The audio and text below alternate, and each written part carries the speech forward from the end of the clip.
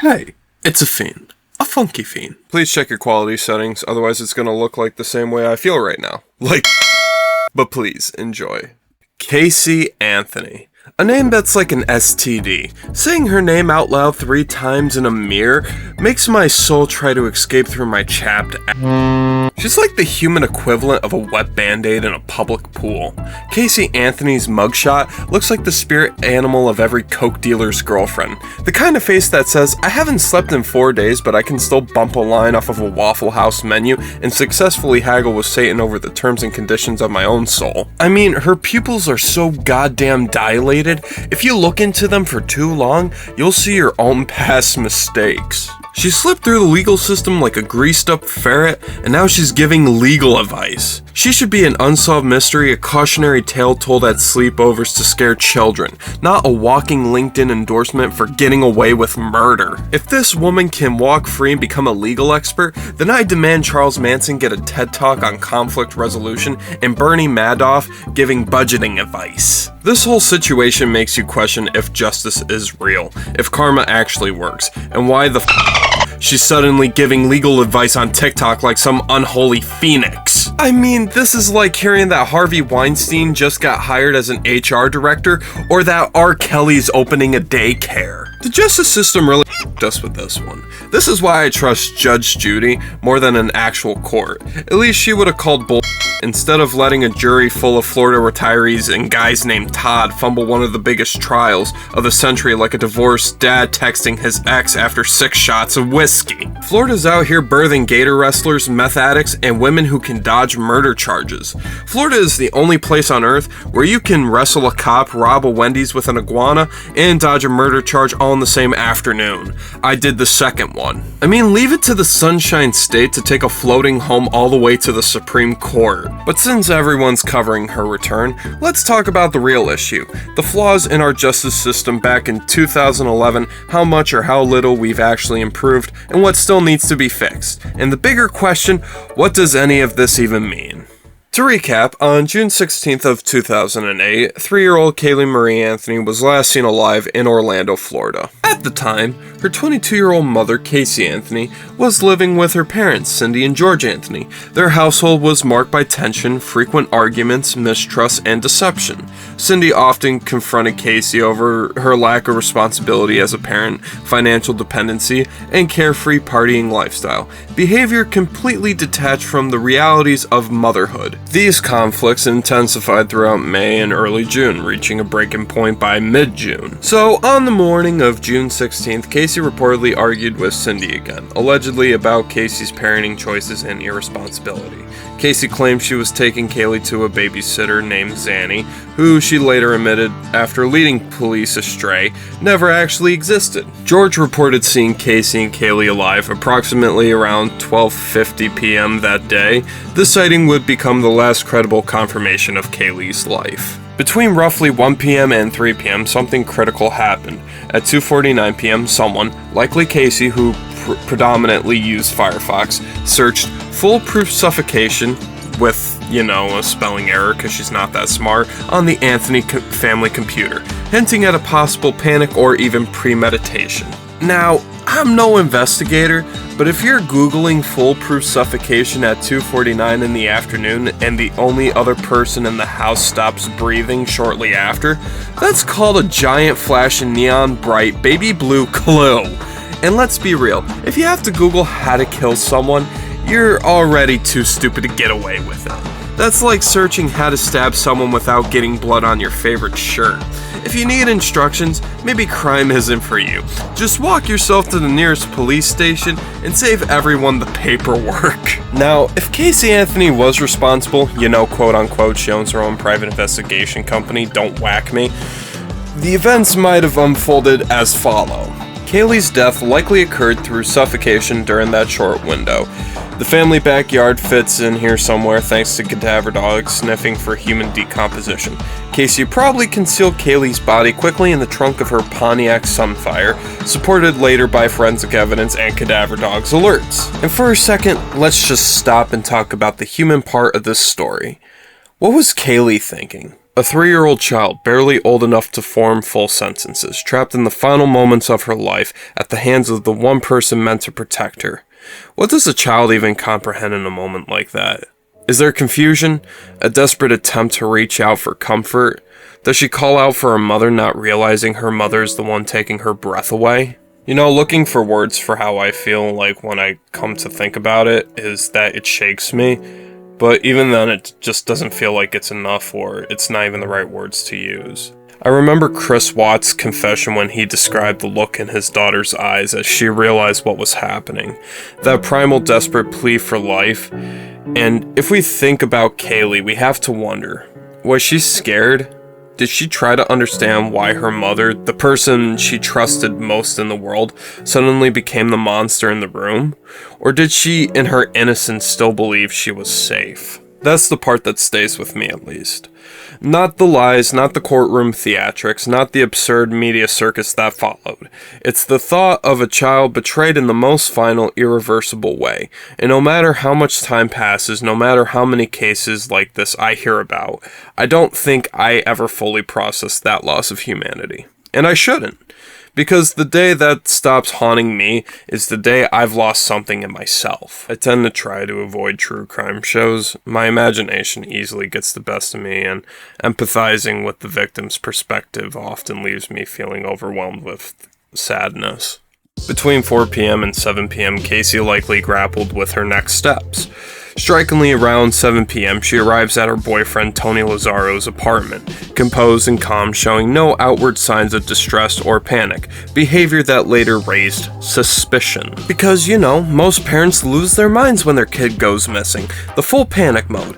Helicopters, press conference, making desperate pleas, the works. Casey, she kicked back, grabbed a drink, and cuddled up with her boyfriend like she just dropped Kaylee off at a daycare, except the daycare was the trunk of her car, and called me old-fashioned, but I don't think nap time should involve rigor mortis. On June 18th, Casey borrowed a shovel from the neighbor, raising suspicions of a potential attempt to bury or further conceal Kaylee's remains. Throughout the following weeks, Casey reportedly lied about Kaylee's whereabouts, perpetuating the fictional story of Zanny the babysitter. Despite her daughter's disappearance, Casey continued her partying lifestyle and even got a tattoo reading Bella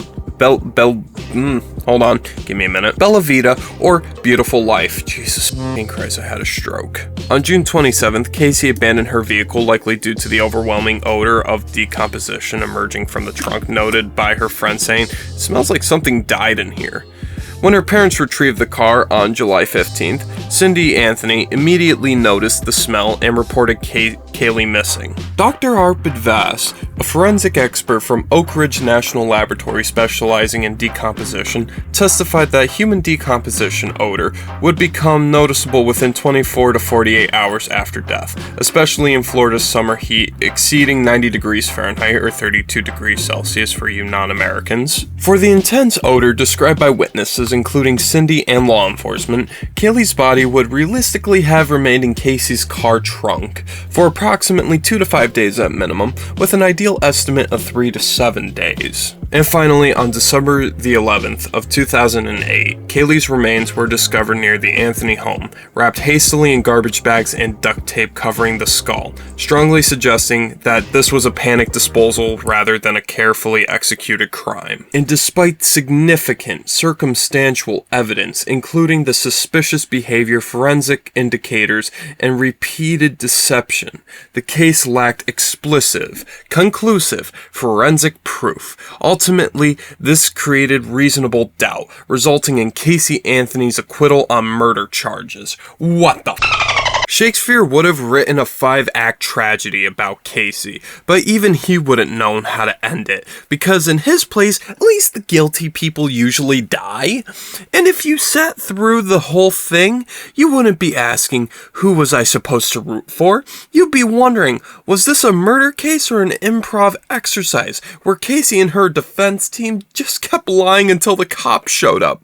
Even Macbeth had the decency to pretend he felt bad about the murders.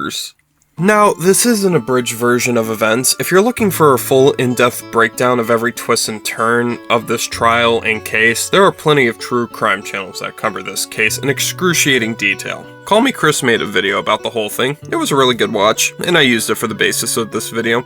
But here, we're focusing on the failures in our justice system that allowed this case to end the way it did. Legal disclaimer, everything said in this video is opinion, satire, and existential screaming into the void. I am not a lawyer, though clearly that bar is low these days. Don't take legal advice from a YouTuber, especially not ones dissecting the justice system while making jokes about Adderall and raccoons.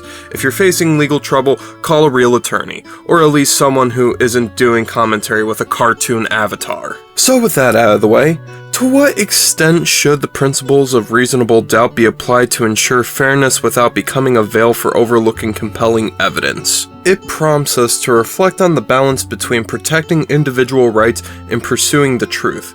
How can a system founded on pursuit of the truth refine its mechanisms to better recognize and respond to the evidence before it? Exploring these questions not only helps us to understand the intricacies of the legal process, but also challenges us to think about the philosophical underpinnings of justice and fairness. And honestly, if reasonable doubt were any more flexible, it'd be doing splits in late-night cabaret shows. You thought I was gonna make a joke about and no system is perfect, but if you don't fix the cracks, eventually the whole thing collapses. Experts have proposed to prevent another circus like this one. Like the National Institute of Justice proposed strengthening forensic standards and digital evidence handling. Back in 2004, the National Institute of Justice suggested we beef up our skills in handling digital clues like web searches, because not every criminal uses Google Chrome or Internet Explorer. Fast forward to 2011, and we saw the most high-profile case of the century getting flubbed. If cops were better trained in digital forensics, we might actually catch the bad guys. Now, it's not that all cops aren't trained, it's that the training isn't keeping pace with how quickly digital tech is evolving. Continuous update and training would help law enforcement stay ahead of tech-savvy criminals. Up-to-date digital forensics training can lead to more thorough and effective investigations, catching evidence that might otherwise slip through the cracks. Although necessary, this training requires ongoing funding and budgets are tight. Governments often hesitate to allocate funds continuously, even if it's crucial for justice. Another thing that was proposed by the American Bar Association, reforming jury education on reasonable doubt. Reasonable doubt should mean just that, reasonable. It's not about a signed confession, a PowerPoint presentation, or a ghostly apparition pointing to the suspect. It's about whether there's a logical, strong reason to believe someone's guilty, based on evidence, not gut feelings or improbable standards. Properly understanding and applying beyond a reasonable doubt can prevent unjust convictions where ambiguous behaviors are misinterpreted as definitive proof. Educating jurors on this standard can lead to more accurate and fair applications of the law, ensuring that decisions are based on evidence rather than speculation or bias. Despite the best instructions, the interpretation of reasonable doubt can still be highly subjective. Different jurors may bring personal bias that affect how they interpret evidence and instructions, potentially leading to inconsistent verdicts. Now, there's a whole slew of things that I could talk about, but I don't want this to turn into a 20-minute video. So, instead, the last thing I'm going to talk about is prioritizing forensic evidence over circumstantial arguments. This was proposed by the Innocence Project. In the courtroom where the stakes are someone's freedom, relying solely on circumstantial evidence like media outrage and party photos can make a case as fragile as a politician's promise. It's crucial that the trials focus on hard forensic proof rather than spectacle. Prioritizing forensic evidence ensures that verdicts are based on tangible scientific proof rather than subjective interpretations of someone's behavior or public image. This approach reduces the risk of wrongful convictions by focusing on what can be definitively proven. The cons are not all crimes leave behind physical evidence. In cases where forensic evidence is minimal or non-existent, excluding circumstantial evidence could make it difficult to achieve a conviction even when other evidence strongly suggests guilt. Now, despite all the outrage, there were a few legal changes that came out of this mess. Kaylee's Law, for instance. Apparently before then, you didn't have to report your child missing, but now you have to report your child missing before 30 days, otherwise it holds parents accountable. Another thing, improved digital forensic practices. After the whole Firefox fiasco, law enforcement started prioritizing digital evidence training. There's also jury selection and media influence awareness, but I don't think that would have had much impact on this case because the jurors were isolated from their families and the media. There was limited contact between these people. These 12 jurors didn't know jack and shit about Casey Anthony.